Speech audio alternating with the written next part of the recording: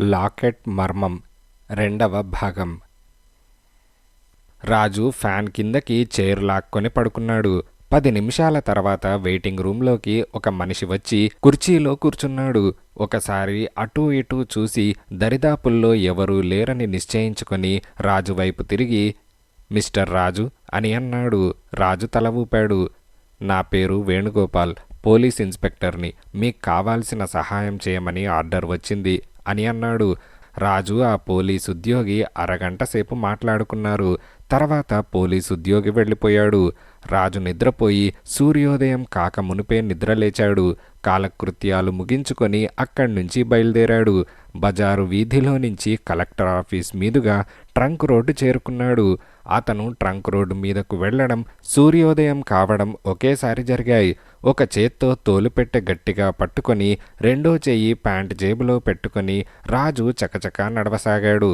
గడ్డి మోపులతో బళ్ళు, పాల బిందెలతో సైకిళ్ల మీద మనుషులు, బస్తాలతో లారీలు, కంబళ్ళు కప్పుకొని కాలినడకన వెళ్తున్న పల్లెటూరి జనం రాజుకి ఎదురవుతున్నారు. ఏ ఊరు, ఎక్కడికి వెళ్తున్నారు అని అమాయకంగా అడిగే వాళ్లకు రాజు సమాధానాలు చెబుతూ నడుస్తున్నాడు. వరిచేల మీద నుంచి చల్లని గాలి వీస్తోంది. రోడ్డు పక్కన ఉన్న గడ్డి మీద మంచు బొట్లు ముత్యాల్లాగా మెరుస్తున్నాయి. సూర్యుడు అర్జెంటు పని ఉన్నట్లు అతి తొందరగా ఆకాశం మీదకు ఎగబాకుతున్నాడు. రాజు చకచకా నడుస్తున్నాడు. ఎండెక్కింది. రోడ్డు మీద జనసంచారం తగ్గిపోయింది. ఏ అరగంటకు ఒకసారి ఒక బండి ఎదురవుతోంది. అప్పుడప్పుడు వెనక నుంచి ఓ లారీయో బస్సో వస్తోంది. 15 నిమిషాలకోసారి రాజు పక్క నుంచి ఓ కారు దూసుకుంటూ పోతోంది. ఆ కారు రాజును దాటగానే అందులో ఉన్న మనుషులు కాలుతున్న సిగరెట్ ఒకటి గిరాటు వేస్తున్నారు. దాన్ని బట్టి అది పోలీస్ కారని, అందులో మఫ్టీలో ఉన్న పోలీసులున్నారని రాజుకు తెలుస్తోంది. రాజు దాదాపు 15 మైళ్ళు నడిచాడు. 11 గంటలైంది. హంతకుడి జాడలేదు. ఎండ తీవ్రంగా ఉన్నది. రాజుకి చెమటలు కారిపోతున్నాయి. కళ్ళు మండుతున్నాయి. మధ్య మధ్య ఆగి వాటర్ బ్యాగ్ మూత తెరిచి నీళ్లు తాగి కొంచెం నీళ్లతో మొహం తడుపుకుంటున్నాడు. 12 గంటలైంది. రోడ్డు దాదాపు 1/2 మైలు దూరం వంపులు లేకుండా తిన్నగా కనపడుతోంది. రోడ్డుకి కొంచెం దూరంలో పెద్ద పెద్ద చెట్లున్నాయి. నీళ్ల వసతి లేకపోవటం వల్లో, చవిటి నేల కావటం వల్లో రోడ్డు పక్కన నీడనిచ్చే చెట్లేమీ లేవు. రోడ్డుకి 2 వైపులా కనుచూపు మేర వరకు బీడు నేల పరుచుకొని ఉన్నది. 3 నిమిషాల కింద తన పక్కన పోలీస్ కారు ఒకటి వెళ్ళింది. 1 గంట వరకు ఆ రోడ్డు మీద అలా నడవమని హంతకుడు చెప్పాడు. ఇంకో గంట ఉన్నది. ఆలోగా హంతకుడు తనన్ను కలుసుకుంటాడు. అతన్నెలా పట్టుకోవాలో రాజు ఆలోచిస్తున్నాడు. తనకు ఎదురుగా వస్తున్న గడ్డి మోపు బండిని చూశాడు. కానీ అతని మనస్సు ఎక్కడో ఉన్నది. ఆ బండి రాజును దాటి వెళ్ళిపోయింది. ఆ బండి మీద నుంచి వెనకాల ఎవరో చేతులెత్తు, కదలకు అని అనడం రాజు విన్నాడు. రాజు ఉలిక్కిపడి చేతులెత్తాడు. ఆ కంఠస్వరం చాలా విచిత్రంగా వినిపించింది. అది మనిషి మాట్లాడుతున్నట్లు లేదు. ఆ కంఠస్వరం కఠినంగా, క్రూరంగా ఉన్నది. అతను రాజు వెనక వచ్చి పిస్తాల్ రాజు వీపుకు ఆనించి పెట్టాడు. రెండో చేత్తో రాజు చేతిలో ఉన్న తోలుపెట్టె లాగుతున్నాడు. నిజానికి ఆ తోలుపెట్టెలో 2 పాత బట్టలు, 2-3 రాళ్ళు తప్ప ఏమీ లేవు. తన దగ్గరకు వచ్చిన హంతకుణ్ణి చూడనైనా చూడకుండా పోనివ్వడం రాజుకు అసలిష్టం లేదు. పిస్తాల్ వీపు కానించినంత మాత్రాన బెదిరిపోయే మనిషి కాడు రాజు. తన చేతిలో నుంచి పెట్టలాక్కునేందుకు హంతకుడు ప్రయత్నిస్తూ ఉండగా రాజు చటుక్కున వెనక్కు తిరిగాడు. రాజు ఎప్పుడైతే వెనక్కు తిరగడానికి ప్రయత్నించాడో ఆ క్షణంలోనే పిస్తాల్ పేలింది. ఢామ్ అని చప్పుడైంది. పిస్తాల్లో నుంచి పొగ వచ్చింది.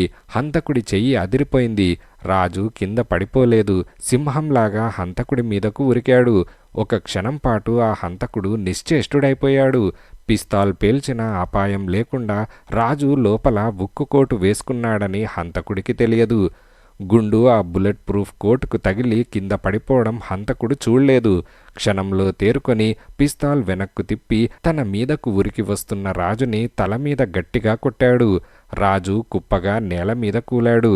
హంతకుడికి ముచ్చెమటలు పోశాయి. అతను జేబు రుమాల్తో చెమట తుడుచుకుంటూ రాజు చేతిలో ఉన్న తోలుపెట్టె తీసుకున్నాడు.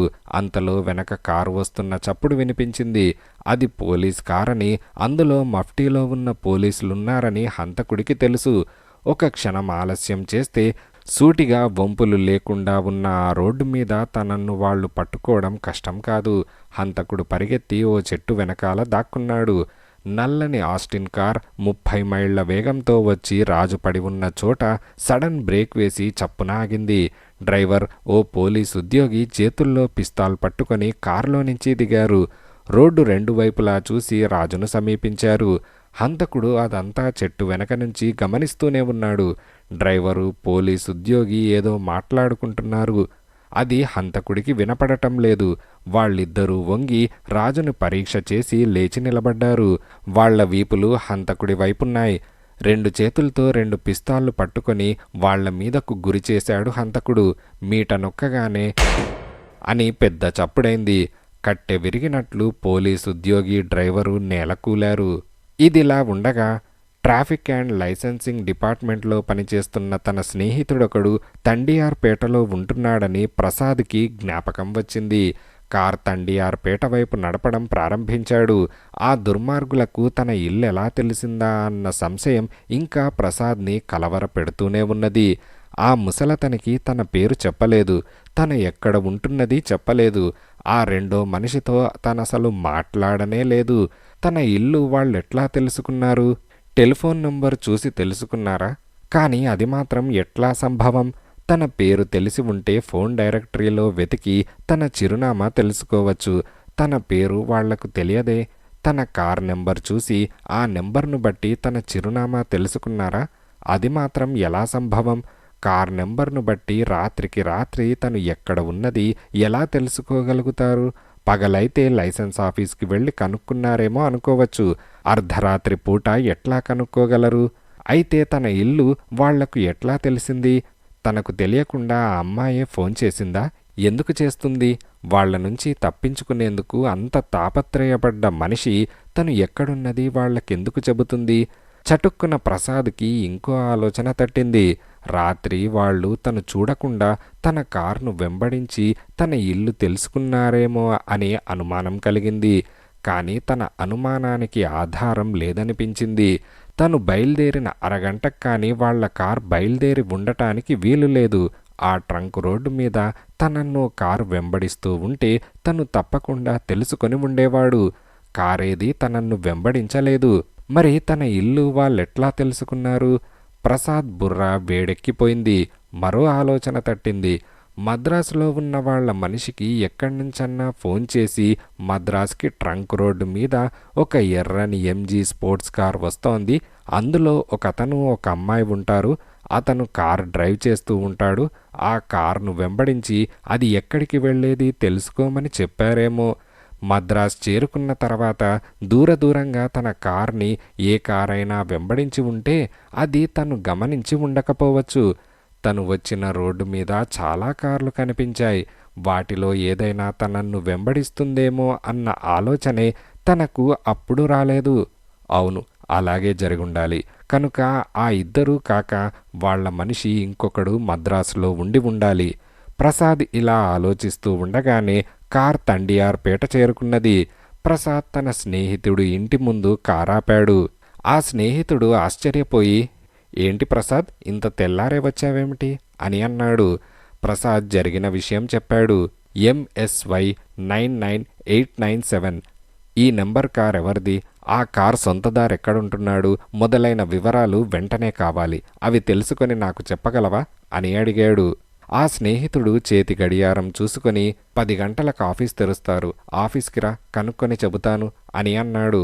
థ్యాంక్స్, నాకిప్పుడు వేరే పనేం లేదు, ఇక్కడే ఉంటాను, ఇద్దరం కలిసి ఆఫీస్కి వెళ్దాం అని ప్రసాద్ అన్నాడు. ఆ స్నేహితుడు స్నానం చేసి భోజనం ముగించుకొని డ్రెస్ చేసుకొని వచ్చేంత వరకు ప్రసాద్ ఓపిగ్గా కాచుకొని కూర్చున్నాడు. అతను రాగానే కారెక్కించుకొని తిన్నగా ఎగ్మూర్లో ఉన్న ట్రాఫిక్ అండ్ లైసెన్సింగ్ డిపార్ట్మెంట్ ఆఫీస్కి వెళ్ళాడు. ఆ స్నేహితుడు ఆఫీసులోకి వెళ్ళి ఒక గుమాస్తాని పిలిచి ఆ కార్ నెంబర్ ఒక కాగితం మీద రాసిచ్చి ఆ కార్ ఎవరిదైనది అతని చిరునామా తెలుసుకురమ్మని పంపించాడు. 10 నిమిషాల్లో ఆ వివరాలు తెలుసుకొని గుమాస్తా వచ్చాడు. తనకు ఎదురుగా కూర్చొని ఉన్న ప్రసాద్కు వివరాలు రాసిన ఆ కాగితం అందించాడు అతని స్నేహితుడు. థ్యాంక్స్, మళ్ళీ కలుసుకుంటాను అని ప్రసాద్ లేచాడు. ఏమిటి గొడవంతా, ఏమిటో చెప్పరాదు అని అతని స్నేహితుడు నవ్వుతూ అన్నాడు. తర్వాత చెబుతాను అని ప్రసాద్ అన్నాడు. ఎవరన్నా అమ్మాయా ప్రసాద్ అని అతను నవ్వుతూ అనగానే ప్రసాద్ నవ్వి బయటకు వెళ్ళి కారెక్కాడు. జేబులో నుంచి కాగితం తీసి MSY 99897 నెంబర్ కార్ యజమాని పేరు, అతని చిరునామా ఒకసారి చూశాడు. N Sriramulu, BABL advocate, 97 bells road, Triplicane అని రాసి ఉన్నది. చిరునామా కంఠస్థం చేసుకొని ఆ కాగితం మళ్ళీ జేబులో పెట్టుకున్నాడు. ట్రాఫిక్ ఆఫీస్ ఆవరణలో నుంచి అతను కారు పూనమల్లి హైరోడ్ మీదకు వచ్చింది. కుడిపక్క నుంచి ఏవైనా బళ్ళు వస్తున్నాయేమో అని వంగి చూశాడు. తన కార్ వెనకే వస్తున్న మరో కార్ ప్రసాద్ కంటపడింది. చటుక్కున అతనికి ఏదో స్ఫురించింది. క్రితం రాత్రి ట్రంక్ రోడ్డు మీద ఆ సంఘటన జరిగినప్పుడు తను చూసిన కారు ఇదే. ప్రసాద్ తన కారాపాడు. ఆ రెండో కారు తన పక్క నుంచే వెళ్ళింది. తన స్నేహితుణ్ణి ఎక్కించుకొని తండియార్పేట నుంచి ట్రాఫిక్ ఆఫీస్కి వస్తున్నప్పుడు బ్రాడ్వేలో తన వెనకే ఈ కార్ రావడం తను చూశాడు. కానీ అది తనను వెంబడిస్తోందని అప్పుడు అనుమానం కలగలేదు. అది తన వెనకే ట్రాఫిక్ ఆఫీస్కి వచ్చి తను బయలుదేరగానే అది బయలుదేరింది. అంటే ఆ కార్ తన కారును వెంబడిస్తుందన్నమాట. సందేహం లేదు. ప్రసాద్ నవ్వుకున్నాడు. ఆ కార్ నెంబర్ ప్రసాద్ సరిగ్గా చూడలేదు. అది నల్లని ఫోర్డ్ కార్. అటువంటి కార్లు మద్రాసులో ఎన్ని ఉన్నాయో. ఆ కార్ తనను వెంబడిస్తుందని నిశ్చయం చేసుకునేందుకు చటుక్కున ఓ ఉపాయం ఆలోచించాడు. తన కార్ స్పీడ్గా తోలాడు. పూనమల్లి హైరోడ్ మీద ఉన్న స్కూల్ ఆఫ్ ఆర్ట్స్ దాకా వెళ్ళి ఎగ్మూర్ స్టేషన్కు చేరుకొని కారాపాడు. స్టేషన్లోకి వెళ్ళి చూస్తూ నిల్చున్నాడు. ఆ ఫోర్డ్ కార్ ఎగ్మూర్ స్టేషన్ దాటి కొంచెం దూరం వెళ్ళి వెనక్కు తిరిగి స్టేషన్లోకి వచ్చింది. తన కారు పక్కన ఉన్న 2 ట్యాక్సీల పక్కన నిల్చింది. ఆ ఫోర్డ్ కార్ తనను వెంబడిస్తుందని ఇప్పుడు ప్రసాద్కి నిశ్చయంగా తెలిసింది. ఆ కారులో ఉన్న మనుష్యులెవరో తను చూడాలి. రాత్రి ట్రంక్ రోడ్డు మీద సంఘటన జరిగినప్పుడు తనకు తటస్థించిన 2 మనుష్యులు ఈ కారులో ఉన్నారేమో తెలుసుకోవాలి. చకచక ప్రసాద్ రోడ్డు మీదకు నడిచి తనను వెంబడించిన ఫోర్డ్ కార్ దగ్గరకు వెళ్ళాడు. ప్రసాద్ వస్తూ ఉండడం చూసి ఫోర్డ్ కారులో ఉన్న వాళ్ళు కార్ స్టార్ట్ చేసి తుర్రుమని వెళ్ళిపోయారు. అంత సులభంగా వాళ్ళు తప్పించుకొని పోయినందుకు ప్రసాద్ తనను తాను తిట్టుకుంటూ వెళ్ళి కారెక్కాడు. వచ్చిన దారినే బయలుదేరాడు. వెనక వస్తున్న కార్లన్నీ అద్దంలో నుంచి పరీక్షగా చూస్తున్నాడు. ఆ నల్లని ఫోర్డ్ కార్ 100 గజాల దూరంలో వస్తోంది. ఎడమ వైపున్న ఓ సందులోకి కార్ తిప్పి బ్రేక్ వేసి కారులో నుంచి దిగాడు. వెనక వస్తున్న ఫోర్డ్ కార్ తన దగ్గరకు రాగానే దాన్ని ఆపి తనను ఎందుకు వెంబడిస్తున్నది కనుక్కోవాలనుకున్నాడు ప్రసాద్. కానీ అది ఆగకుండా తిన్నగా వెళ్ళిపోయింది. ఆ కారులో ఉన్న వాళ్లను గుర్తుపట్టడానికి వీలు లేకుండా చాలా స్పీడ్గా వెళ్తోంది. ప్రసాద్ మళ్ళీ కార్ స్టార్ట్ చేసి సెంట్రల్ వరకు వెళ్ళి మౌంట్ రోడ్ వైపు తిరిగాడు. అద్దంలో నుంచి వెనక వస్తున్న కార్లని చూస్తున్నాడు. కొంచెం దూరంలో ఆ ఫోర్డ్ కార్ వస్తూ ఉండడం కనిపించింది. నీడలా తను ఎక్కడికి వెళ్తే అది తనను వెంబడిస్తోంది. ఆ కారులో ఉన్న వాళ్ళు వెంబడించడంలో బాగా ఆరితేరిన వాళ్లై ఉండాలి. తనకు చిక్కకుండా తనను వెంబడిస్తున్నారు. వాళ్ళు ఎవరో తెలుసుకునేందుకు ప్రయత్నించి ఇక ప్రయోజనం లేదని ప్రసాద్ నిశ్చయించుకున్నాడు. చాకచక్యంతో తను వాళ్లను ఎలాగైనా తప్పించుకోవాలి. మౌంట్ రోడ్ ఠానా పార్క్లో కారాపాడు. కార్ దిగి ఎదురుగా ఉన్న హోటల్లోకి వెళ్ళి కూర్చున్నాడు. ఆ నల్లని ఫోర్డ్ కార్ రౌండ్ ఠానా పార్క్లో ఆగింది. అందులో నుంచి ఎవరూ దిగలేదు. తను పార్క్లోకి వెళ్తే అది వెళ్ళిపోతుంది. అందుకని ప్రసాద్ తన కార్ దగ్గరకు వెళ్ళదలుచుకోలేదు. హోటల్లో నుంచి బయటకు వస్తున్న ఒక స్టూడెంట్స్ జట్టులో కలిసిపోయి ప్రసాద్ హోటల్లో నుంచి బయటకు వచ్చాడు. వాళ్ల మధ్య పేవ్మెంట్ మీద నడవసాగాడు. విక్టరీ హౌస్ బస్టాండ్ వరకు వెళ్ళి అప్పుడే అక్కడికి వచ్చిన బస్సులో ఎక్కాడు. ఓ కంటితో రౌండ్ ఠానాలో ఉన్న ఫోర్డ్ కార్ని చూస్తూనే విక్టరీ హౌస్ దగ్గరకు నడిచాడు. తను చూస్తున్నంత వరకు ఎవరూ దిగలేదు కనుక తనను ఎవరూ వెంబడించడం లేదని నిశ్చయించుకున్నాడు ప్రసాద్. 2 స్టాపుల తర్వాత బస్ దిగి వెంటనే టాక్సీ ఎక్కాడు. బెల్స్ రోడ్ మలుపులో టాక్సీ దిగి టాక్సీకి డబ్బిచ్చి పంపించేశాడు. ఆ రోడ్డుకు ఒకవైపు ఇళ్లున్నాయి. రెండో వైపు ప్రహారీ గోడ ఉన్నది. ఆ గోడ పక్కగా పేవ్మెంట్ మీద ఇళ్ల నెంబర్లు చూస్తూ నడిచాడు. 977 నెంబర్ ఇల్లు చూడగానే ప్రసాద్ ఒళ్ళు పులకరించింది. S Sriramulu, BA BL advocate అని బోర్డు తగిలించి ఉన్నది. గేటుకు ముందు ఓ కార్ ఆగి ఉన్నది. దాని నెంబర్ MSY 99897. క్రితం రాత్రి ట్రంక్ రోడ్డు మీద సౌకుతోపు దగ్గర చూసిన కార్ అదే. సందేహం లేదు. ప్రసాద్ ఆ ఇంటి ముందు ఆగకుండా కొంచెం దూరం నడిచాడు. జేబులో నుంచి సిగరెట్ తీసి వెలిగించాడు. తను ఇంట్లోకి వెళ్ళడమా వెళ్ళకపోవడమా? వెళ్ళి ఏం చేయాలి? తను రాత్రి కలుసుకున్న ముసలి మనిషేనా ఈ అడ్వకేట్? లేక తనకు పిస్తాల్ చూపించిన రెండో మనిషా? తను లోపలికి వెళ్ళి ఏమని అడగాలి? రాత్రి నా ఇంట్లో పడుకున్న మీ అమ్మాయిని ఎవరో ఎత్తుకుపోయారు, మీకా విషయం తెలుసా అని అడిగితే ఆ అమ్మాయి నిజంగా ఆయన కూతురే అయితే తను జోక్యం కల్పించుకున్నందుకు అతను ఏ అఘాయిత్యమైనా చేయవచ్చు. మహా రక్షించేవాడిలాగా తీసుకువెళ్ళిన వాడివి జాగ్రత్తగా తీసుకురావద్దా అని తనన్ను తిట్టవచ్చు. ఏమైనా కానీ ధైర్యం చేసి ఇంట్లోకి వెళ్ళి ఆరా తీయాలని ప్రసాద్ నిశ్చయించుకున్నాడు. వెనక్కు తిరిగి కొంచెం నడిచి 797 ఇంటి పక్కన ఉన్న కిళ్ళీ కొట్టు దగ్గర ఆగాడు. గోల్డ్ ఫ్లేక్ ప్యాకెట్ ఒకటి కొని 10 రూపాయల నోటిచ్చాడు. చిల్లర లేదని కొట్టతనన్నాడు. పోనీలే, ఈ నోటు నీ దగ్గరే ఉంచు. ఈ పక్కింట్లోకి వెళ్తున్నాను, 15 నిమిషాల్లో తిరిగొస్తాను, ఆలోగా చిల్లర తెప్పించు అని ప్రసాద్ అన్నాడు.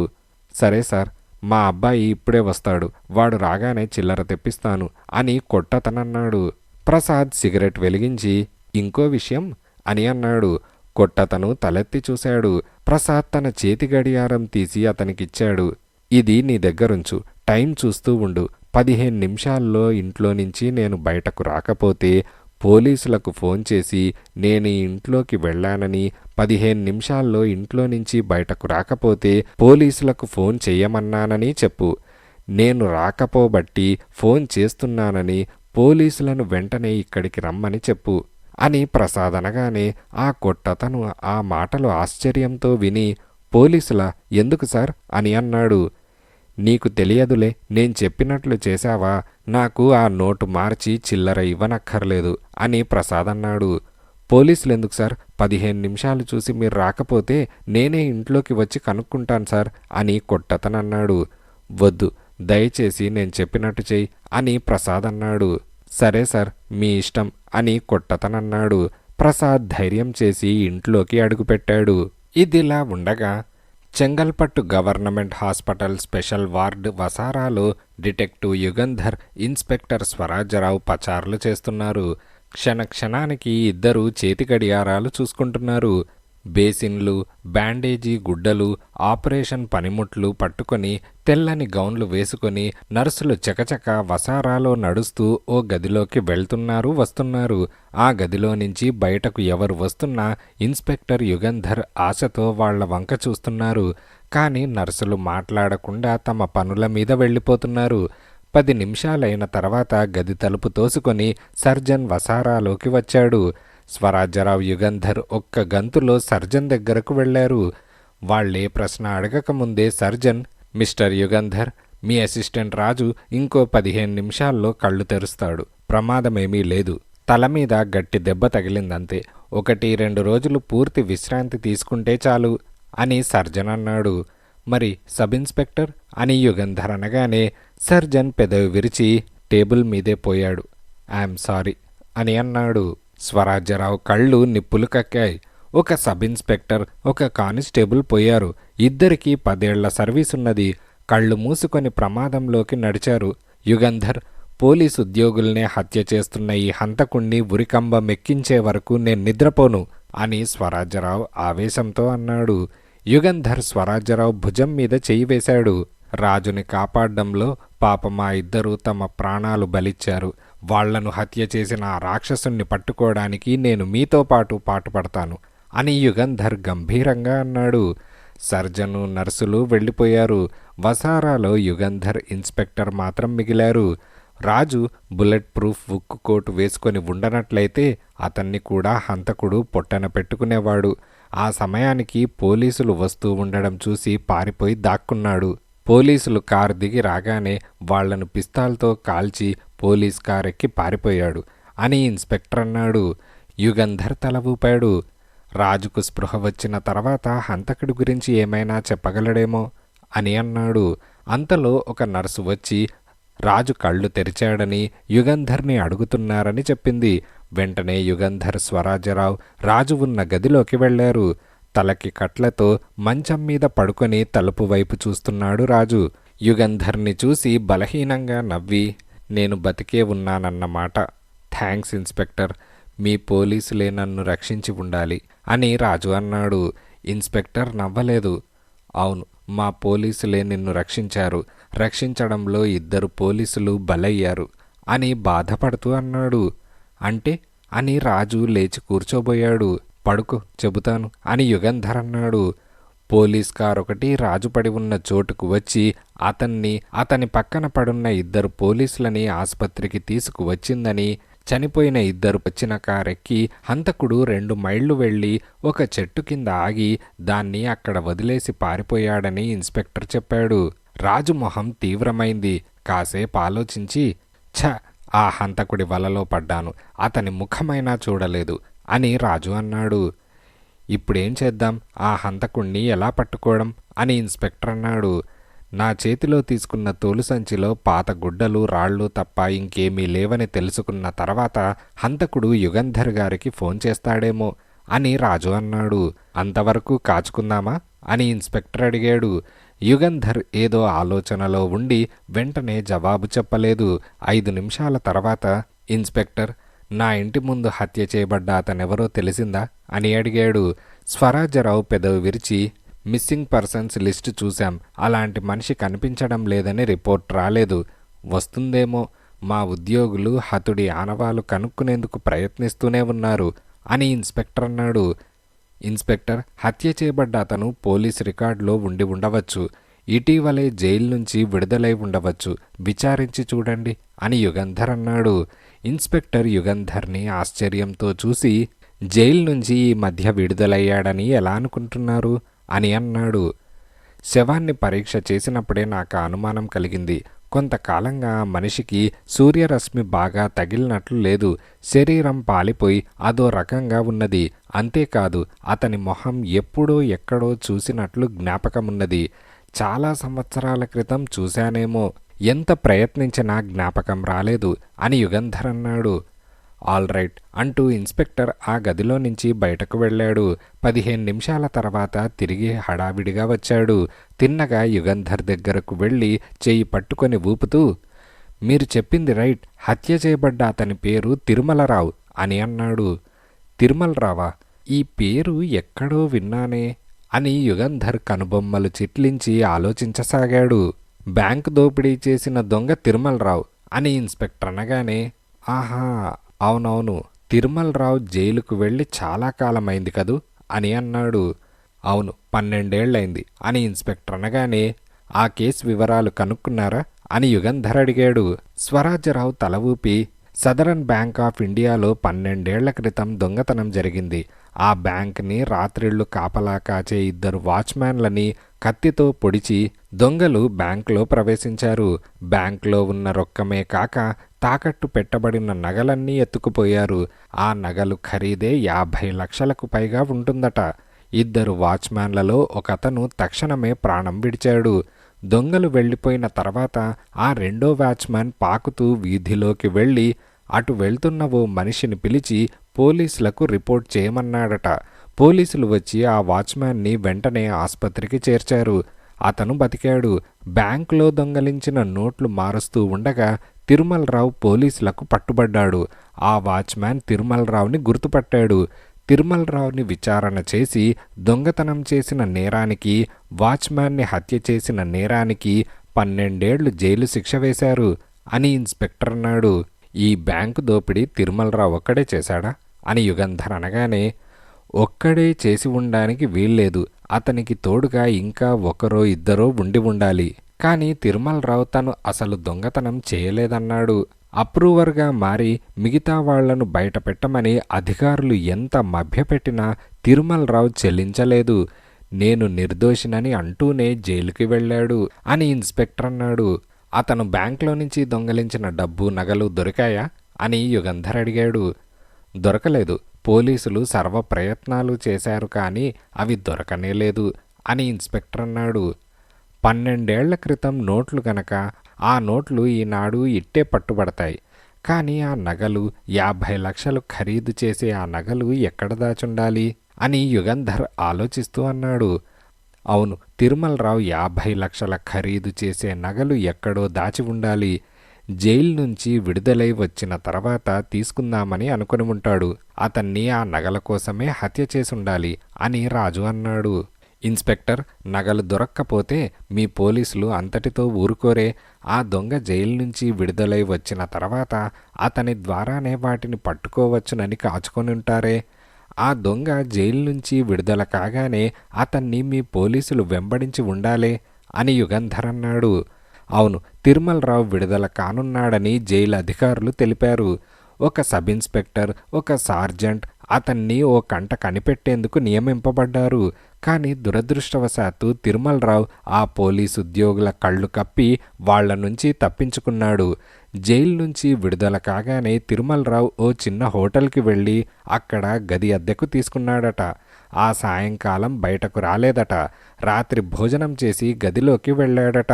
గదిలో దీపం లేకపోవడం చూసి తిరుమలరావు నిద్రపోయాడనుకొని పోలీసు ఉద్యోగులు కూడా నిద్రపోయారట. తెల్లారి లేచేటప్పటికీ తిరుమలరావు అతని గదిలో లేడట. ఆ 2 ఉద్యోగుల మీద చర్య తీసుకుంటున్నారనుకోండి అని స్వరాజ్యరావు అన్నాడు.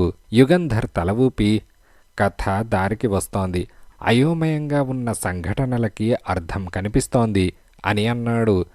అవును, తిరుమలరావుకి తోడుగా ఒకరో ఇద్దరో ఉండుండాలి. తిరుమలరావు ఆ నగలు ఎక్కడ దాచింది వాళ్లకు తెలిసి ఉండదు. ఆ నగలు వాళ్ళు పంచుకునే ముందే తిరుమలరావు పట్టుబడి ఉంటాడు అని అంటూ రాజు యుగంధర్ వైపు చూశాడు. యుగంధర్ తల ఊపి చెప్పు అని రాజుని ప్రోత్సహిస్తూ అన్నాడు. జైలు నుంచి విడుదలైన తర్వాత ఆ నగలు అమ్మి ఆ డబ్బుతో సుఖంగా ఉండవచ్చునని తిరుమలరావు ఆలోచించి ఆ నగల గురించి కానీ తోడు దొంగల గురించి కానీ ఎవరికీ చెప్పలేదు. కిక్కురు మనకుండా 12 ఏళ్లు జైల్లో ఉన్నాడు. జైలు నుంచి బయటకు రాగానే తనను వెంబడిస్తున్న పోలీసులను మాయ చేసి తప్పించుకున్నాడు. తిరుమలరావు ఎప్పుడు విడుదలవుతాడా అని తోడు దొంగలు కూడా కాచుకొని ఉండి ఉంటారు. తిరుమలరావు వాళ్లను కలుసుకొని ఉంటాడు. ఆ నగలు పంచుకునే విషయంలో వాళ్లలో వాళ్లకి పోట్లాట వచ్చి ఉంటుంది. 12 ఏళ్లు జైలు శిక్ష అనుభవించిన తిరుమలరావు వాళ్లకి సమాన భాగం ఇవ్వడానికి నిరాకరించి ఉంటాడు. వాళ్లకి కోపం వచ్చి నగలు ఎక్కడ దాచింది చెప్పమని తిరుమలరావుని చిత్రహింస పెట్టింటారు. తిరుమలరావు చెప్పి ఉండడు. ఎలాగో వాళ్ల నుంచి తప్పించుకొని అని రాజు సందేహిస్తూ ఆగిపోయాడు. ఆ నగలు వాళ్లతో పంచుకోవడం ఇష్టం లేకపోతే వాళ్లనెందుకు కలుసుకుంటాడు అని ఇన్స్పెక్టర్ అన్నాడు. తనకై తాను కలుసుకొని ఉండడు. వాళ్లే తిరుమలరావు విడుదలయ్యాడని తెలిసి అతన్ని కలుసుకొనుండాలి అని రాజు అన్నాడు. దాచిన ఆ నగలని తీసుకొని పారిపోకుండా యుగంధర్ని ఎందుకు వెతుక్కుంటూ వచ్చాడు అని ఇన్స్పెక్టర్ ప్రశ్నించాడు. రాజు ఆలోచిస్తూ ఉండిపోయాడు. దాచిపెట్టిన నగలను తీసుకొని పారిపోవడం తిరుమలరావు ఉద్దేశం కాకపోవచ్చు. వాటిని అధికారులకు ఒప్పజెప్పడానికే నా దగ్గరకు వచ్చి ఉండవచ్చు అని యుగంధర్ అన్నాడు. తిరుమలరావు ఉద్దేశం అదే అయితే జైల్లో ఉండగానే నగలెక్కడ దాచింది చెప్పేవాడు కదా అని ఇన్స్పెక్టర్ అన్నాడు. యుగంధర్ నవ్వుతూ, జైల్లో ఉన్నప్పుడు ఆ నగలను అధికారులకు అప్పజెప్పడం అతని ఉద్దేశం అయి ఉండకపోవచ్చు. జైలు నుంచి విడుదలైన తర్వాత తనను చిత్రహింస పెట్టిన తర్వాత అతని ఉద్దేశం మారి ఉండవచ్చు. తిరుమలరావుకి భార్య పిల్లలు ఎవరూ లేరా అని యుగంధర్ అడిగాడు. భార్య లేదు, ఒకే ఒక్క కూతురున్నది. తిరుమలరావు జైలుకు వెళ్ళినప్పుడు ఆ అమ్మాయికి 4 ఏళ్లట అని ఇన్స్పెక్టర్ అన్నాడు. ఆ అమ్మాయి ఇప్పుడెక్కడున్నదో తెలుసా అని యుగంధర్ అనగానే, తెలియదు, రికార్డులో ఎక్కడా ఆ అమ్మాయి విషయం లేదు అని స్వరాజ్యరావు నీరసంగా అన్నాడు. తిరుమలరావుకి కూతురున్నది గనక జైలు నుంచి రాగానే అతను తన కూతుర్ని కలుసుకొని ఉండాలి. అతను జైలుకు వెళ్ళినప్పుడు ఆ అమ్మాయికి 4 ఏళ్లంటే ఇప్పుడు 16 ఏళ్లుండాలి. ఆ అమ్మాయి ఎక్కడున్నదో తెలుసుకోవాలి అని యుగంధర్ అన్నాడు. స్వరాజ్యరావు నిట్టూర్చి, చాలా కష్టం, అయినా ప్రయత్నిద్దాం అని అన్నాడు. అంత కష్టం కాదనుకుంటాను. తిరుమలరావుని డిఫెండ్ చేసిన లాయర్ పేరు మీ ఫైల్స్లో ఉండదు అని యుగంధర్ అనగానే, ఉంటుంది, కనుక్కుంటాను అని ఇన్స్పెక్టర్ లేచి వెళ్ళాడు. ఇన్స్పెక్టర్ వెళ్ళాడో లేదో నర్సు వచ్చి, యుగంధర్ గారు, ఎవరో మిమ్మల్ని ఫోన్లో పిలుస్తున్నారు అని అన్నది. యుగంధర్ లేచి ఆ నర్స్ కూడా వెళ్ళాడు. వసారా చివర ఓ బల్ల మీద ఫోనున్నది. హలో, యుగంధర్ స్పీకింగ్ అని రిసీవర్ అందుకొని యుగంధర్ అనగానే, మిస్టర్ యుగంధర్, నన్ను మోసం చేయడానికి ప్రయత్నించారు. నా హెచ్చరిక లెక్క చేయకుండా పోలీసుల సహాయంతో వల పన్నారు. మీ మూర్ఖత్వం చూసి ఆశ్చర్యపోతున్నాను. మీ అసిస్టెంట్ రాజును కూడా ఆ పోలీసులను కాల్చి చంపినట్లు చంపి ఉంటే ఏం చేసేవారు అని హంతకుడు అవతల నుంచి అన్నాడు. ఆ కంఠస్వరం వినగానే యుగంధర్ రక్తం వేడెక్కింది. పట్టరాని కోపంతో చేతులు బిగుసుకుపోయాయి. కోపాన్ని దిగమింగి, రాజునెందుకు చంపలేదు అని అన్నాడు.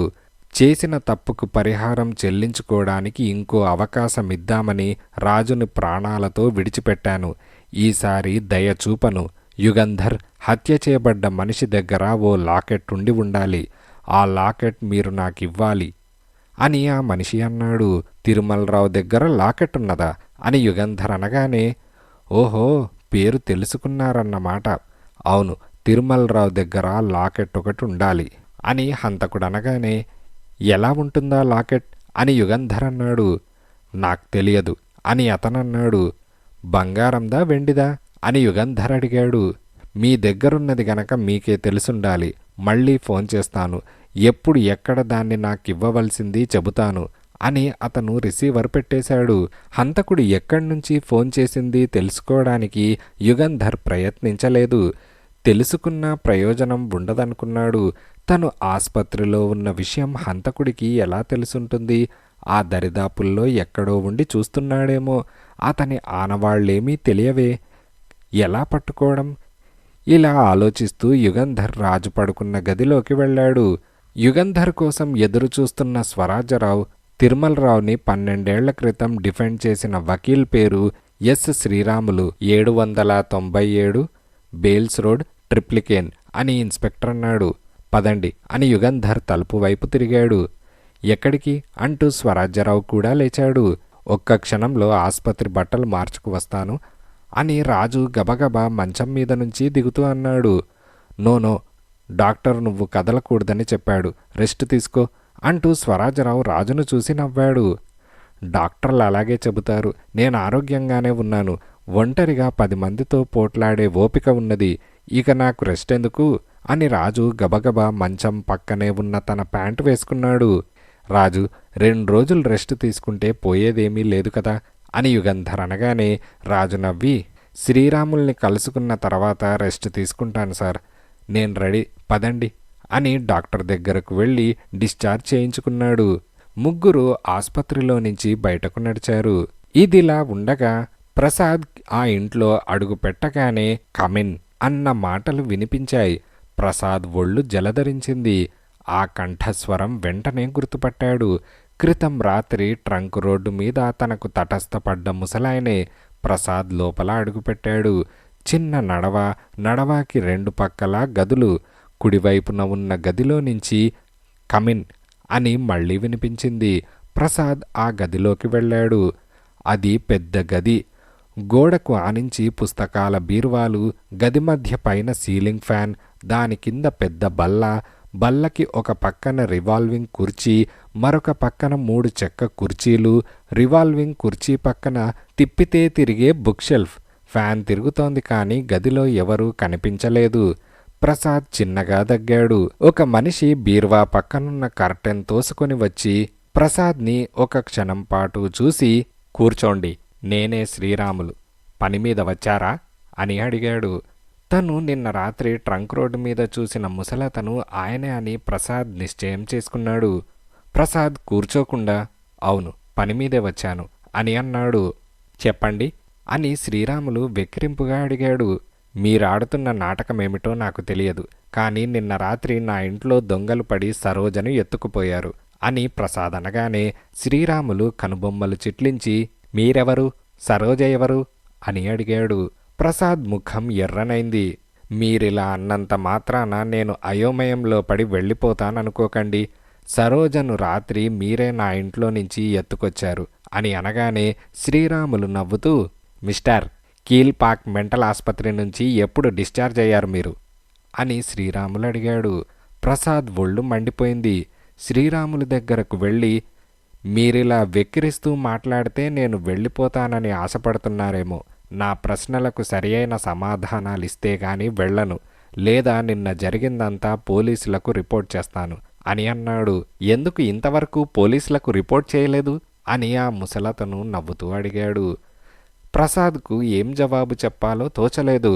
సరోజ పోలీసులకు రిపోర్ట్ చేయవద్దన్నదని చెబితే సరోజ చేయవద్దన్న పని నువ్వు చెయ్యవా అని శ్రీరాములు తనన్ను మరింత పరిహాసం చేస్తాడనుకొని, మీ ప్రశ్నలకు జవాబులు చెప్పడానికి నేను రాలేదు, ఇంకో 2 నిమిషాలు వ్యవధి ఇస్తున్నాను, సరి అయిన సమాధానాలు చెప్పారా సరే, లేదా ఇక్కడి నుంచి తిన్నగా పోలీస్ స్టేషన్కు వెళ్తాను అని ప్రసాద్ అన్నాడు. శ్రీరాములు మళ్ళీ నవ్వుతూ, నా అనుమతి లేనిదే నువ్వీ గదిలో నుంచి కదలడానికి వీల్లేదు అని అన్నాడు. అతని చేతిలో తళతళ నల్లగా పిస్తాల్ మెరుస్తోంది.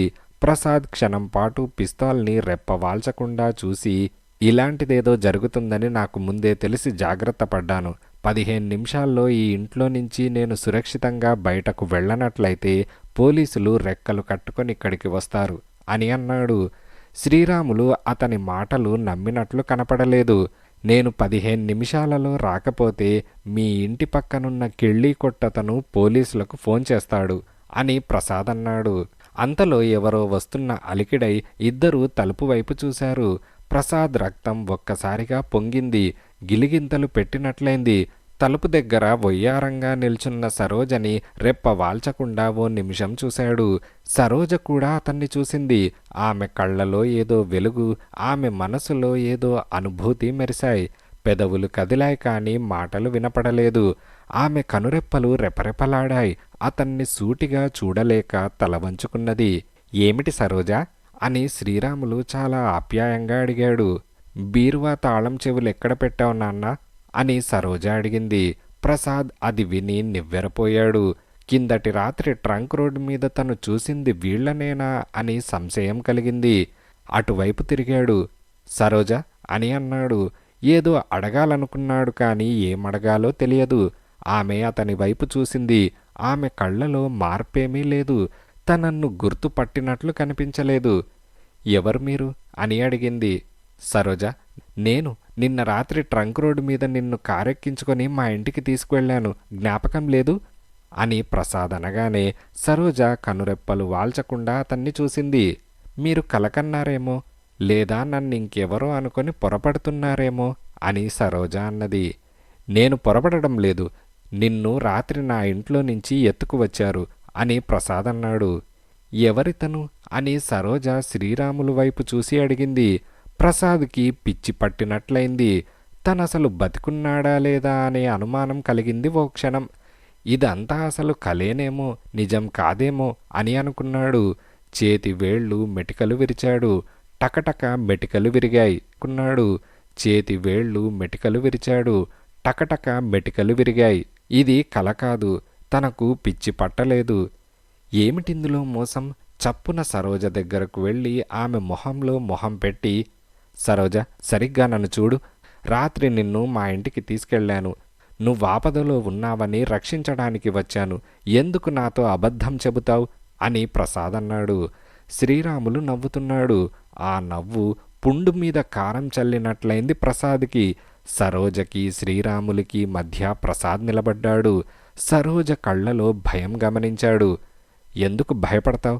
నేనిక్కడ ఉండగా నీకేం భయం అని ప్రసాద్ అనగానే, మీరు వెళ్ళండి, జోక్యం కల్పించుకోకండి, తర్వాత నేను వచ్చి మిమ్మల్ని కలుసుకుంటాను అని సరోజ అతని చెవిలో రహస్యంగా అన్నది. తను కలకనటం లేదు, నిజంగా ఇదంతా జరుగుతున్నది. సరోజ తనతో మాట్లాడింది, తనన్ని గుర్తుపట్టింది. కానీ తను ఏదో ఆపదలో ఉన్నది. తనన్ని గుర్తుపట్టినట్లు శ్రీరాములకి తెలియకూడదు. అందుకే అలా నటిస్తున్నదని ప్రసాద్ అనుకున్నాడు. నాన్న, తాళం చెవులు ఎక్కడున్నాయి అని సరోజ శ్రీరాముల్ని అడిగింది. బీర్వా పక్కన గోడకి ఉన్న మేకుకు తగిలించాను అని శ్రీరాములు సరోజతో చెప్పి, మిస్టర్, తక్షణం నువ్వు బయటకు వెళ్ళు అని అన్నాడు. ప్రసాద్కు ఏం చేయాలో తోచలేదు. 1 నిమిషం పాటు అసందిగ్ధంగా అక్కడే నిల్చున్నాడు. తర్వాత చకచక బయటకు నడిచాడు. ఇదిలా ఉండగా బేల్స్ రోడ్లో 797 ఇంటి ముందు యుగంధర్ కారాపాడు. యుగంధర్, ఇన్స్పెక్టర్ స్వరాజ్యరావు, రాజు ముగ్గురు కారు దిగి 1 నిమిషం పాటు పేవ్మెంట్ మీదే నిల్చొని గేటుకు తగిలించి ఉన్న బోర్డు చూశారు. తర్వాత ఒకరి వెనక ఒకరు నడుస్తూ ఇంటి మెట్లెక్కి తలుపు తట్టారు. రండి, తలుపు తెరిచే ఉన్నది అన్న మాటలు వినిపించాయి. కుడివైపున ఉన్న గదిలోకి ముగ్గురు వెళ్లారు. రివాల్వింగ్ కుర్చీలో శ్రీరాములు కూర్చొని ఉన్నాడు. బల్ల మీద పెద్ద పుస్తకమేదో పెట్టుకొని చదువుకుంటున్నాడు.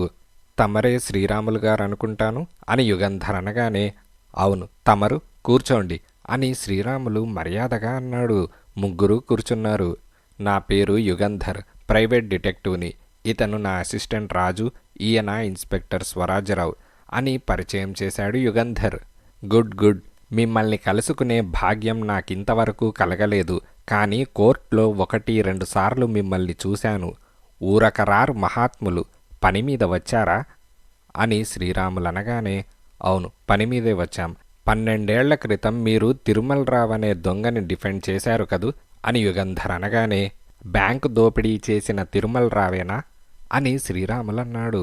అవును అతనే. తిరుమలరావుకి జైలుకు వెళ్ళినప్పుడు అతనికి 4 ఏళ్ల కూతురున్నది. ఆ అమ్మాయి ఇప్పుడెక్కడున్నదో మీకు తెలుసా అని యుగంధర్ అనగానే, శ్రీరాములు యుగంధర్ని సూటిగా కళ్ళలోకి చూసి, ఎందుకు అని అడిగాడు. తిరుమలరావు 10 రోజుల క్రితం జైలు నుంచి విడుదలై వచ్చాడు. పోలీసులు అతన్ని ఓ కంట కనిపెడుతూ ఉండగా ఎలాగో వాళ్లను తప్పించుకొని పారిపోయాడు. అతను మీ దగ్గరికి వచ్చాడా అని యుగంధర్ అనగానే, లేదు అని శ్రీరాములు అన్నాడు. తిరుమలరావు బ్యాంకు నుంచి దోపిడీ చేసిన నగలు పోలీసులకు చిక్కలేదని మీకు తెలుసా అని యుగంధర్ అనగానే, అవును. వాటి కోసమా మీరు తిరుమలరావు కూతురు ఎక్కడున్నది తెలుసుకోవాలనుకుంటున్నారు అని శ్రీరాములు అనగానే, అవును అని యుగంధర్ అన్నాడు. ఐఆమ్ సారీ, నాకు తెలియదు అని శ్రీరాములు అన్నాడు. శ్రీరాములు గారు, తెలిస్తే చెప్పండి అని స్వరాజ్యరావు కాస్త కటువుగా అన్నాడు. శ్రీరాములు ఇన్స్పెక్టర్ని కోపంగా చూశాడు. నేను లాయర్నని మర్చిపోకండి.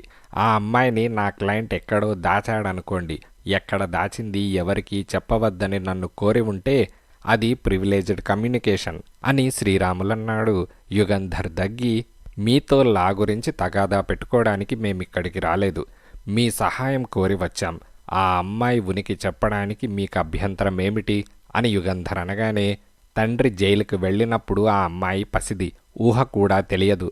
తండ్రి జైలుకు వెళ్ళిన సంగతి ఆ పిల్లకు తెలియదు. మీరు వెళ్ళి వెనకటి సంగతులన్నీ తవ్వి ఆ అమ్మాయిని మీ ప్రశ్నలతో బాధపెట్టి ఆమె తండ్రి పెద్ద దొంగ అని ఆ అమ్మాయికి చెప్పి నెమ్మదిగా సుఖంగా ఉన్న ఆ అమ్మాయిని బాధ పెడతారు అని శ్రీరాములు అన్నాడు. ఇన్స్పెక్టర్ స్వరాజ్యరావు కోపంగా చూశాడు. శ్రీరాములు గారు, నేను హత్య కేసు పరిశోధిస్తున్నాను. నేను అడిగిన ప్రశ్నలకు సరియైన సమాధానాలు ఇవ్వకపోతే పోలీసు ఉద్యోగి దర్యాప్తుకి అడ్డం వచ్చినందుకు, హత్యకు సంబంధించిన వివరాలు దాచినందుకు మీ మీద ఛార్జ్ పెడతాను. మీరు లాయర్ అయినంత మాత్రాన భయపడను అని ఇన్స్పెక్టర్ అన్నాడు. శ్రీరాములు ఇన్స్పెక్టర్ని కోపంగా చూశాడు. హత్య? ఎవరు హత్య చేయబడ్డారు అని అడిగాడు. తిరుమలరావు. అతన్ని హింసించి ఎవరో హత్య చేశారు. జైలు నుంచి విడుదలైన తర్వాత అతను ఎక్కడికి వెళ్ళింది, ఏం చేసింది తెలుసుకోవడానికి ప్రయత్నిస్తున్నాం. అతని కుమార్తె ఎక్కడున్నదో ఇప్పుడైనా చెబుతారా అని ఇన్స్పెక్టర్ అనగానే, ఇన్స్పెక్టర్, మీరు బెదిరించి ప్రయోజనం లేదు. నాకు చెప్పడం ఇష్టం లేకపోతే ఎవరూ నా చేత చెప్పించలేరు. కానీ యుగంధర్ గారి లాంటి పెద్ద మనిషి నా ఇంటికి వచ్చి నన్ను సహాయం కోరితే నిరాకరించడం నాకిష్టం లేదు. ఆయన సహాయము నాకు అవసరం కావచ్చు అని శ్రీరాములు యుగంధర్ వైపు తిరిగి, ఆ అమ్మాయి ఎక్కడున్నదో చెబుతాను, మీకు చూపిస్తాను. ఆ అమ్మాయిని మీరు ఎన్ని ప్రశ్నలైనా అడగండి, కానీ ఆమె తండ్రి దొంగ అని కానీ ఆమె తండ్రి హత్య చేయబడ్డాడని కానీ చెప్పకూడదు. ఆమెకు ఈ విషయాలేవీ తెలియవు. ఇప్పుడు ఎవరి దగ్గర పెరుగుతున్నదో ఆయనే తన తండ్రి అని అనుకుంటోంది. కనుక ఆ అమ్మాయికి ఏ విషయాలు చెప్పకుండా మీకు కావాల్సిన సంగతులు అడిగి తెలుసుకుంటామంటేనే చెబుతాను అని శ్రీరాములు అన్నాడు. స్వరాజ్యరావు ఏదో అనబోయాడు. యుగంధర్ అతని కాలు మీద తన కాలు పెట్టి నొక్కి, సరేనండి శ్రీరాములు గారు, మీ ముందే ఆ అమ్మాయితో మాట్లాడతాను అని అన్నాడు. థ్యాంక్స్, మీరు మీ మాట నిలబెట్టుకుంటారని నాకు నమ్మకమున్నది. తిరుమలరావు కూతురు పేరు సరోజ. సరోజని నేనే పెంచుతున్నాను. నా ఇంట్లోనే ఉన్నది. పిలుస్తాను, ఉండండి అని లేచి తలుపు దగ్గరకు వెళ్ళి, సరోజా అని కేక వేశాడు. వస్తున్నాను అని సరోజ మేడ మీద నుంచి జవాబు చెప్పింది. శ్రీరాములు వెనక్కు తిరిగి వచ్చి తన కుర్చీలో కూర్చున్నాడు. ఇన్స్పెక్టర్, మీరేమనుకోకండి, యుగంధర్ గారిని ప్రశ్నలు అడగనివ్వండి అని శ్రీరాములన్నాడు. సరోజ గదిలోకి వచ్చింది. ముగ్గురు ఆశ్చర్యంతో చూశారు. తిరుమలరావు లాంటి దొంగకి అంత అందమైన కుమార్తె ఉంటుందని వాళ్ళనుకోలేదు. సరోజ నెమ్మదిగా శ్రీరాములు బల్ల దగ్గరకు వెళ్ళి నిల్చున్నది. ఏమిటి నాన్న అని అన్నది. ఈ అమ్మాయి తిరుమలరావు కుమార్తె కాదేమో, శ్రీరాములు తమని మోసం చేస్తున్నాడేమో అని ఇన్స్పెక్టర్ అనుమానించాడు. ఈయన యుగంధర్, ప్రఖ్యాత డిటెక్టివ్, నిన్నేవో ప్రశ్నలు అడగాలట అని శ్రీరాములు అనగానే సరోజ నిల్చొనే యుగంధర్ని చూసింది. ఆ అమ్మాయి నల్లని పెద్ద కళ్ళు అమాయకంగా నిర్మలంగా ఉన్నాయి. యుగంధర్ తిరుమలరావుని వర్ణించి, అమ్మాయి, అలాంటి మనిషి ఈ మధ్య నిన్ను కలుసుకున్నాడా అని అడిగాడు. లేదు అని సరోజ అన్నది. ఈ వారం 10 రోజుల మధ్య పరిచయం లేని ఏ కొత్త మనిషి నిన్ను పలకరించలేదా? సరిగ్గా జ్ఞాపకం చేసుకుని చెప్పమ్మా అని యుగంధర్ అనగానే, లేదండి అని అన్నది. యుగంధర్, స్వరాజ్యరావు ఒకరి మొహం ఒకరు చూసుకున్నారు. ఏమమ్మా, నీ వద్ద ఏదన్నా లాకెట్ ఉన్నదా అని యుగంధర్ అనగానే, ఉన్నదండి అని సరోజ అన్నది. ఇక్కడే ఉన్నదా అని యుగంధర్ అనగానే, మేడ మీద నా గదిలో ఉన్నది అని సరోజ అన్నది.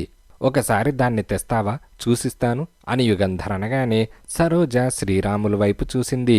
శ్రీరాములు ఆమెను చూసి, తీసుకొచ్చి చూపించమ్మా అని అన్నాడు. సరోజ గదిలో నుంచి వెళ్ళిపోయింది. లాకెట్ విషయం ఎందుకు అడుగుతున్నారు అని శ్రీరాములు అడిగాడు. క్షమించాలి, దాన్ని గురించి ప్రస్తుతం నేనేమీ చెప్పలేను. హత్యకి అదొక సూచన అని మాత్రం చెప్పగలను అని యుగంధర్ అనగానే, అంతలో సరోజ తిరిగి వచ్చి ఒక చిన్న హారం బల్ల మీద పెట్టింది. అది బంగారం దండ. దాని మధ్యన కానీ కాసంత గుండ్రటి వెండి పతకమున్నది. ఆ పతకం మీద లక్ష్మీ విగ్రహం చెక్కి ఉన్నది. బాగా అరిగిపోయి చాలా పల్చగా ఉన్నది. యుగంధర్ దాన్ని పరీక్షగా చూశాడు. దాన్ని తెరిచే వీలుందేమోనని, దానిమీద ఏవైనా గుర్తులున్నాయేమోనని చూశాడు. తిరుమలరావు దొంగలించి దాచిన నగలకి ఈ లాకెట్కి ఏదో సంబంధం ఉండి ఉండాలని యుగంధర్ మరింత జాగ్రత్తగా ఆ లాకెట్ని పరీక్ష చేశాడు. కానీ ఆ లాకెట్ తెరవడానికి గాని, దాంట్లో ఏదైనా దాచడానికి గాని వీలున్నట్లు కనపడలేదు. ఈ లాకెట్ నీ దగ్గర ఎన్నాళ్ల నుంచి ఉన్నది అని యుగంధర్ అడిగాడు. నాకు ఊహ తెలిసినప్పటినుంచి నా దగ్గరే ఉన్నది అని సరోజ అన్నది. లాకెట్ నేను తీసుకోనా అని యుగంధర్ అనగానే సరోజ శ్రీరాములు వైపు చూసింది. శ్రీరాములు తల ఊపాడు. యుగంధర్ లాకెట్ జేబులో వేసుకుని, మళ్ళీ కలుసుకుంటాను అని అక్కడి నుంచి బయలుదేరాడు. ఇదిలా ఉండగా శ్రీరాములు ఇంట్లో నుంచి బయటకు వెళ్ళిన తర్వాత ప్రసాద్ ఆ ఇంటికెదురుగా నిలబడి ఆలోచించసాగాడు. సరోజ ఏదో ప్రమాదంలో ఉన్నది, అందులో సందేహం లేదు. ఏదో ప్రమాదం ఉండబట్టే వెంటనే అతన్ని అక్కడి నుంచి వెళ్ళమన్నది. సరోజని ఆ ఇంట్లో వదిలి వెళ్ళిపోవడానికి అతనికి మనస్సు రాలేదు. ఆమెకు సహాయం చేసేందుకు మార్గాలు ఆలోచించాడు. ఏమీ పాలుపోలేదు. ఆ ఇంటి ముందే కాపు కాచి సరోజ బయటకు వస్తే ఆమెతో వివరంగా మాట్లాడవచ్చనుకొని ఆ ఇంటి మీదే దృష్టి ఉంచి కొంచెం దూరంలో ఉన్న ఒక చిన్న కాఫీ హోటల్లో కూర్చున్నాడు. సాయంకాలం 5 గంటల ప్రాంతాల్లో కారు వచ్చి ఆ ఇంటి ముందు ఆగడం చూశాడు. అందులో నుంచి ముగ్గురు దిగి లోపలికి వెళ్లడము చూశాడు. 6 అడుగుల 3 అంగుళాల పొడుగు, విశాలమైన ఛాతీ, కండలు తిరిగి ఉక్కులాగా ఉన్న శరీరము, టీవీ అయిన విగ్రహము, గంభీరంగా ఉన్న ముఖము చూసి అది డిటెక్టివ్ యుగంధర్ అని గుర్తుపట్టాడు. ఆతృతతో హోటల్లో నుంచి బయటకు వచ్చి కారు దగ్గరకు వెళ్ళి కొంచెం దూరంలో నిలబడ్డాడు. 20 నిమిషాల తర్వాత ఆ డిటెక్టివ్లు ముగ్గురు తిరిగి వచ్చారు. ప్రసాద్ కారెక్కబోతున్న యుగంధర్ని చూసి, మీరు డిటెక్టివ్ యుగంధర్ గారు కదూ అని అడిగాడు. యుగంధర్ తల ఊపాడు. నా పేరు ప్రసాద్. మీరు శ్రీరాములు ఇంట్లోకి వెళ్ళడం చూశాను. మీతో కొన్ని విషయాలు చెప్పాలి, మీ సహాయం కావాలి అని ప్రసాద్ అన్నాడు. యుగంధర్ ప్రసాద్ని ఆపాదమస్తకము పరీక్షగా చూసి, ఏ విషయం గురించి అని అడిగాడు. శ్రీరాములు గురించి, సరోజ అనే అమ్మాయిని గురించి అని అన్నాడు. చెప్పండి అని యుగంధర్ కార్ దగ్గరే నిలబడి అన్నాడు. ప్రసాద్ ఊపిరి తీసుకోకుండా కిందటి రాత్రి జరిగిన సంఘటనలన్నీ చెప్పాడు. మీరు ప్రైవేట్ డిటెక్టివ్ గనక పోలీసులకు తెలియజేయకూడదు. సరోజని ఇబ్బందుల్లో పెట్టడం నాకిష్టం లేదు అని అన్నాడు. మఫ్టీలో ఉన్న స్వరాజ్యరావు పోలీస్ ఇన్స్పెక్టర్ అని ప్రసాద్కి తెలియదు. తెలిస్తే చెప్పేవాడు కాదేమో అని యుగంధర్ అనుకున్నాడు. అంతలో చప్పుడైంది. కెవ్వుమని కేక వినపడింది. కారు దగ్గర నిల్చున్న నలుగురు ఒకేసారి తలెత్తి శ్రీరాములింటి వైపు చూశారు. ప్రసాద్ ఒక్క ఉరుకులో ఆ ఇంట్లోకి పరిగెత్తాడు. అతని వెనకే యుగంధరు, రాజు, స్వరాజ్యరావు పరిగెత్తారు. వీధిలో పోతున్న జనం పరిగెత్తుతున్న ఆ నలుగురిని ఆశ్చర్యంతో నోళ్లు తెరుచుకొని చూస్తూ నిలబడ్డారు. సరోజ, సరోజ అని పిలుస్తూ ప్రసాద్ ఇంట్లో ప్రవేశించాడు. అతని వెనకే యుగంధర్ ఇంట్లోకి వెళ్ళాడు. ప్రసాద్ శ్రీరాముల ఆఫీస్ గది ముందు ఆగిపోయాడు. అతని వెనకే పరిగెత్తుకు వచ్చిన ముగ్గురు డిటెక్టివ్లు విభ్రాంతులై నిలబడిపోయారు. ఆ గది మధ్య నేల మీద సరోజ పడున్నది. ఆమె భుజం మీద నుంచి రక్తం కారుతోంది. ఆమె చుట్టూ ఎర్రని రక్తం మడుగు కట్టింది. సరోజకి కొంచెం దూరంలో శ్రీరాములు నిశ్చలంగా పడున్నాడు. అతని ఛాతీ మీద నుంచి కారిన రక్తం చిన్న కాలువలాగా తయారైంది. సరోజ, సరోజ అంటూ ప్రసాద్ గద్గద స్వరంతో గదిలో అడుగుపెట్టాడు. ఇన్స్పెక్టర్ స్వరాజ్యరావు ప్రసాద్ భుజం పట్టుకొని చటుక్కున వెనక్కు లాగాడు. యుగంధర్ ప్రసాద్ పక్క నుంచి గదిలో ప్రవేశించాడు. యుగంధర్ వెనకే రాజు గదిలోకి వెళ్ళాడు. నువ్విక్కడే ఉండు, లోపలికి రాకు అంటూ ఇన్స్పెక్టర్ లోపలికి వెళ్ళాడు. యుగంధర్ తిన్నగా పడున్న సరోజ దగ్గరకు వెళ్ళాడు. చకచక ఆమె భుజం మీద గాయాన్ని పరీక్షించాడు. జేబులో నుంచి రుమాలు తీసి ఆమె భుజం మీద గట్టిగా కట్టుకట్టాడు. శ్రీరాములు పోయాడు అని రాజు నెమ్మదిగా అన్నాడు. ఎవరైనా ఇంకో రుమాలివ్వండి అని యుగంధర్ కేక వేశాడు. ప్రసాద్ ఇన్స్పెక్టర్ హెచ్చరిక లెక్క చేయకుండా ఒక్క అంగలో యుగంధర్ దగ్గరకు వెళ్ళి జేబులో నుంచి రుమాలు తీసిచ్చి తర్వాత వేసుకున్న షర్టు చర్రున చింపి యుగంధర్కి అందించాడు. థ్యాంక్స్, ప్రమాదమేమీ లేదనుకుంటాను. గుండు భుజంలో గుచ్చుకున్నది. త్వరగా అంబులెన్స్కి ఫోన్ చేయండి అని యుగంధర్ ప్రసాద్తో అన్నాడు. అక్కడే బల్ల మీద ఉన్న ఫోన్ దగ్గరికి ప్రసాద్ ఒక్క గంతులో వెళ్ళి అంబులెన్స్ కోసం ఫోన్ చేశాడు. త్వరగా, క్షణంలో రావాలి అని అన్నాడు. స్పృహ లేకుండా పడి ఉన్న సరోజకి కట్టుకట్టిన తర్వాత యుగంధర్ శ్రీరాములు పడి ఉన్న చోటికి వెళ్ళాడు. నిర్జీవంగా పడి ఉన్న శ్రీరాముల్ని చూసి యుగంధర్ పెదవి విరిచాడు. ఒకసారి గదంతా చూశాడు. ఇన్స్పెక్టర్ గదిలో లేడు. యుగంధర్ తనలో తాను నవ్వుకున్నాడు. ప్రమాదం జరగగానే గాయపడిన వాళ్లను రక్షించడం గురించే తను, రాజు, ప్రసాదు ఆలోచించారు. ఇంకో ఆలోచనే లేదు. 20 ఏళ్లుగా పోలీసుద్యోగంలో ఉన్న స్వరాజ్యరావు ఆలోచన ఇంకో దారిన వెళ్ళింది. హంతకుడు ముందు గుమ్మంలో నుంచి బయటకు వెళ్ళలేదు గనక ఇంట్లోనే ఎక్కడో ఉండాలనుకొని ఇల్లంతా వెతుకుతూ ఉంటాడు. అంబులెన్స్ వస్తోందండి సరోజకి అని వాక్యం పూర్తి చేయకుండా ప్రసాద్ ఆగిపోయాడు. భయమేమీ లేదు అని యుగంధర్ అన్నాడు. అంతలో ఫోన్ మోగింది. యుగంధర్ రిసీవర్ తీసుకొని హలో అనగానే, యుగంధర్ గారేనా అని అవతల నుంచి మాటలు వినపడగానే యుగంధర్ ఆశ్చర్యానికి అంతులేదు. ఆ కంఠస్వరం తను ఇదివరకు విన్నాడు. అవును అని అన్నాడు. మీకు 2 శవాలని కానుక ఇచ్చాను, కాచుకోండి. నా హెచ్చరిక లెక్క చేయలేదు. ఈసారి మీ అసిస్టెంట్ రాజు శవం చూస్తారు, తర్వాత మీదే అని హంతకుడు పెద్దగా నవ్వి ఫోన్ పెట్టేశాడు. సరిగ్గా అదే సమయానికి ఇన్స్పెక్టర్ రొప్పుకుంటూ వచ్చాడు. హంతకుడు పెరటిదారిన పారిపోయాడు అని అన్నాడు. యుగంధర్ తల ఊపి, అవును, ఇప్పుడు నాకు ఫోన్ చేసింది హంతకుడే. శ్రీరాములు, సరోజ ఇద్దరూ చనిపోయారని హంతకుడు అనుకుంటున్నాడు. సరోజకి ప్రమాదం లేదని హంతకుడికి తెలియదు. ప్రసాద్, మీరు కూడా ఎవరితోనూ చెప్పకండి. చెబితే మరొకసారి ఇటువంటి పొరపాటు జరగకుండా జాగ్రత్త పడతాడు హంతకుడు అని యుగంధర్ అన్నాడు. నేనెవరికీ చెప్పను అని ప్రసాద్ తల ఊపాడు. ఇదిలా ఉండగా ఇంకో గంటలో స్పృహ వస్తుంది. ప్రమాదమేమీ లేదు. చాలా రక్తం కారింది కనుక కొన్ని రోజుల వరకు బాగా నీరసంగా ఉంటుంది అని సర్జన్ ఆపరేషన్ థియేటర్లో నుంచి బయటకు రాగానే అన్నాడు. జనరల్ ఆసుపత్రి ఆపరేషన్ థియేటర్ బి ముందు యుగంధర్, రాజు, ప్రసాదు వసారాలో నిలబడి ఉన్నారు. సర్జన్ చెప్పిన విషయం వినగానే ప్రసాద్ మొహం వికసించింది. ప్రమాదమేమీ లేదు కదా అని ప్రసాద్ అన్నాడు. సర్జన్ చిన్నగా నవ్వి, ఏమీ ప్రమాదం లేదు. గుండు తీసేశాను, బ్యాండేజ్ కట్టాను. ఆమెకు స్పృహ రాగానే నర్స్ మీకు తెలియజేస్తుంది. మీరు వెళ్ళి చూడవచ్చు. ఆమెకు ఎక్కువ శ్రమ పెట్టకండి అని చెప్పి సర్జన్ వెళ్ళిపోయాడు. యుగంధర్ రాజు వసారా చివర ఉన్న బెంచీ మీద కూర్చున్నారు.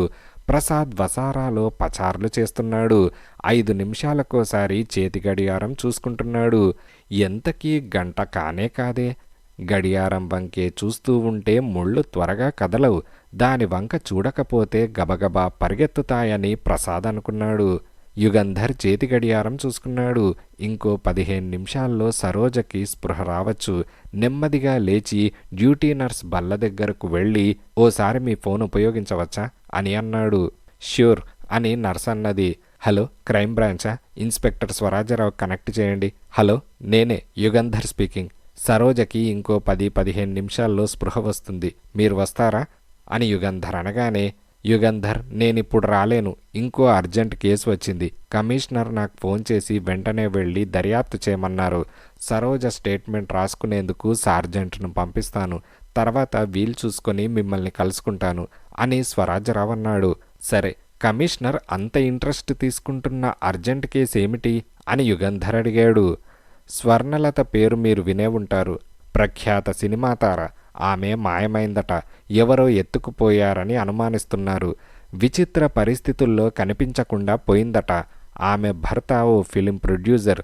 ఆయన రిపోర్ట్ చేశాడు. అంతేకాదు, ఇంకో డజన్ మంది పెద్ద పెద్ద ప్రొడ్యూసర్లు వెంటనే ఆమె జాడలు తెలుసుకోమని కోరుతూ కమిషనర్కి ఫోన్ చేశారు. సినిమా ప్రొడ్యూసర్ల సంఘం వారు ఆఫీస్కు వచ్చి కమిషనర్ని కలుసుకున్నారట. వెంటనే ఆమె ఆచూకీ ఆరా తీయవలసిందని అడిగారు అని ఇన్స్పెక్టర్ అనగానే, ఎందుకంత హంగామా? సినిమా తారలు విచిత్రమైన వ్యక్తులు. ఏ హీరోతోనో బెంగళూరో మైసూరో వెళ్ళి ఉంటుందేమో అని యుగంధర్ అనగానే, స్వరాజ్యరావు నవ్వుతూ, చివరికి అంతే అవుతుంది.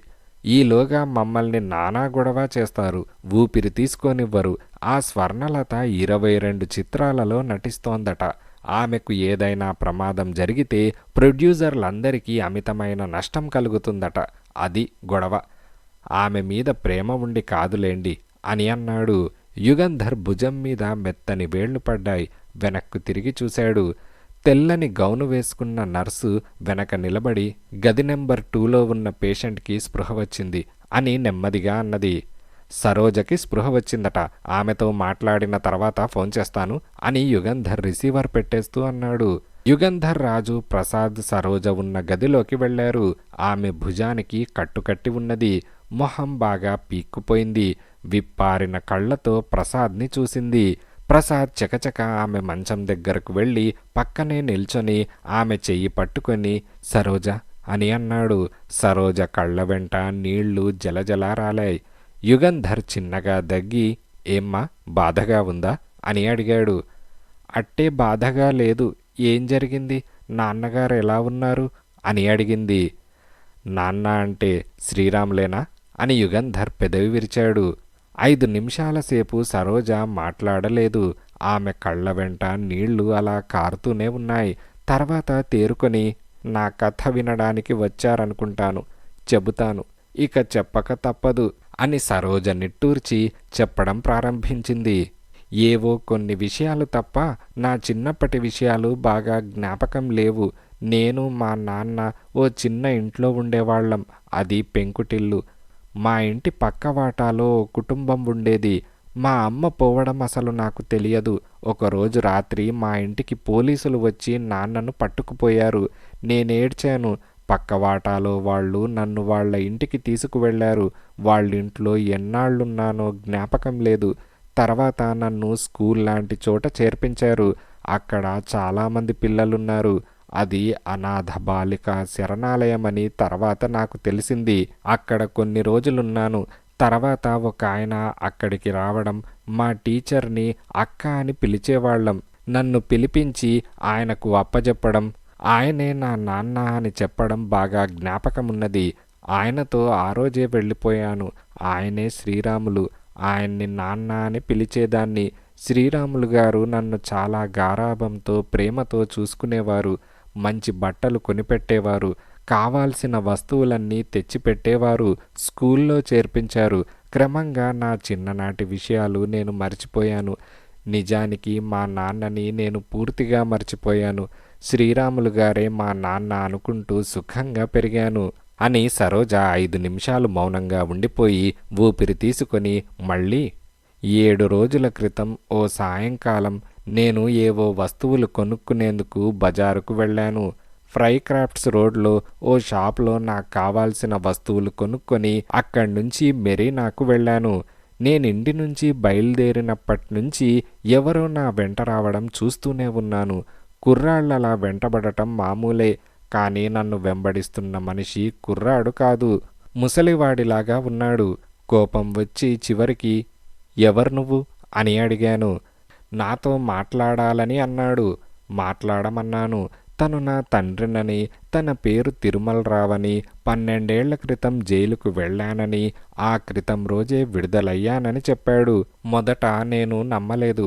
కానీ తర్వాత ఆ కళ్ళు, ఆ నుదురు చూశాక, ఆ గొంతు విన్నాక నాలో ఏదో కలవరం కలిగింది. అతను చెప్పేది నిజమని, ఆయనే నా తండ్రి అని నా అంతర్వాణి చెబుతున్నట్లయింది అని సరోజ కాసేపు మళ్ళీ మౌనంగా ఉండి తర్వాత నెమ్మదిగా ఇంకా ఉంది.